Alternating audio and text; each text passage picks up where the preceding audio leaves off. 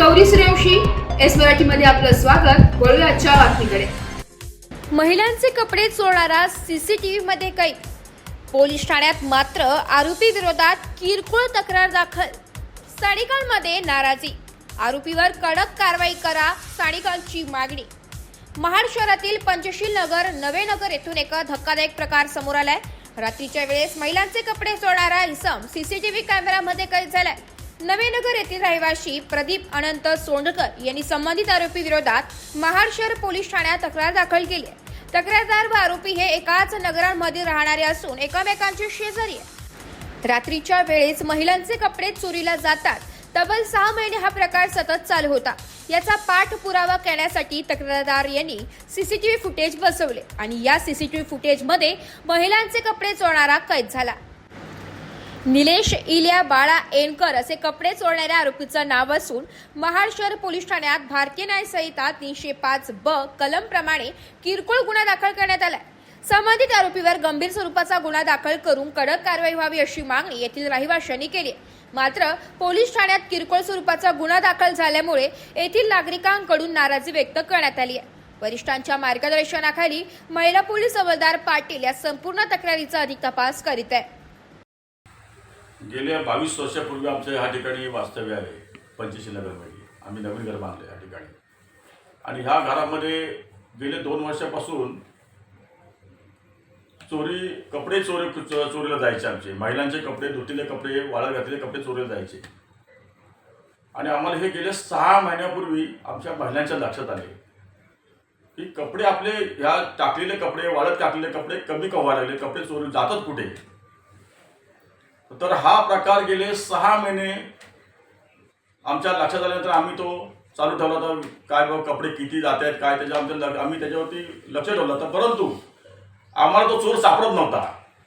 मग आम्ही काय केलं त्याच्यावरती, आम्ही ह्या चोराला पकडायचं म्हणून आम्ही आमच्या ह्या संपूर्ण परिसरामध्ये आम्ही सीसीटीव्ही कॅमेरे बसवले. सीसीटीव्ही कॅमेरे बसवल्यानंतर 31 मार्च 2025 तो हा चोर रात्री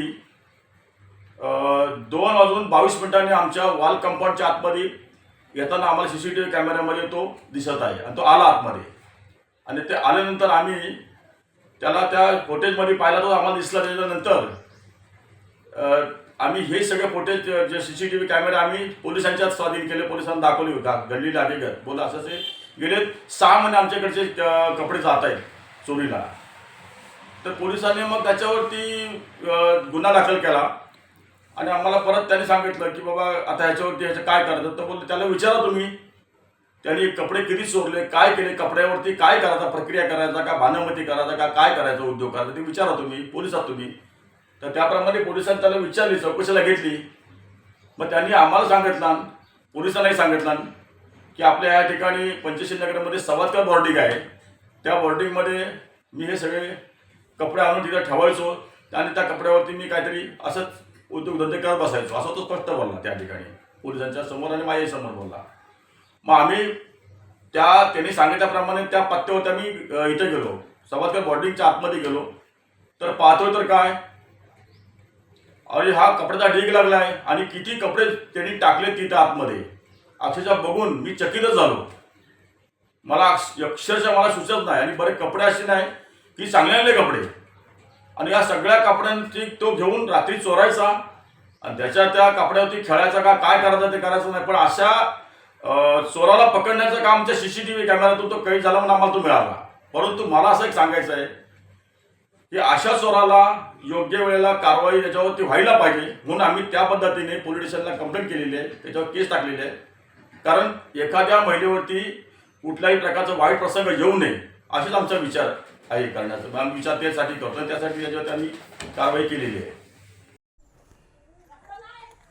हे बघा, इल्या ऐनकर यांनी रात्रीचे 2 वाजता रोज रात्री 2 वाजता लोकांच्या घरातून कपडे चोरी करून ह्या सवादकर पडिक बोर्डिंगमध्ये तो आणून ठेवतो. फक्त लेडीजचे कपडे, विकृती म्हणावी का काय म्हणावी याची, ही पहा सगळे लेडीजचे कपडे आहेत. आमच्या घरातून स्वतः कपडे काढलेले घेतलेले कपडे बघा सगळे रात्रीचे. आज हा प्रकार किमान 3-3.5 महिने चालू आहे.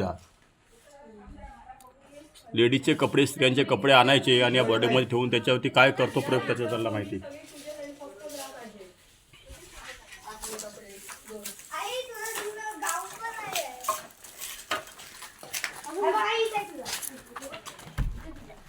हे बघा ह्या साईडला पण सुद्धा किती कपडे बघा.